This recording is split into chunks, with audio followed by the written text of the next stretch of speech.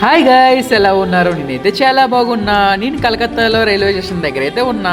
ఇక్కడైతే టిఫిన్ చేద్దామని వచ్చాను, ఇడ్లీ తిందామని. ఇక్కడైతే మాత్రం ఇడ్లీ లేదు కదా, పూరీలు చాలా చిన్నగా ఉన్నాయి. దాంతోపాటు ఎగ్ ఉందన్నమాట, దాంతో ముంచుకొని తినాలంట.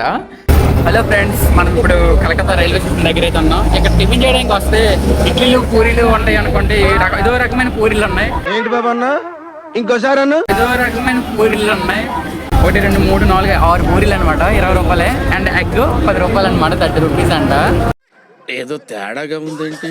తిని టేస్ట్ ఎలా ఉందో చెప్తాను చూడండి. ఎలా ఉంది సార్? రకరకాలుగా ఉంది మాస్టర్. ఓకే, పర్లేదు, బాగుంది ఫ్రెండ్. మీరు కూడా ఎప్పుడైనా వస్తే ట్రై చేయండి ఎగ్తో.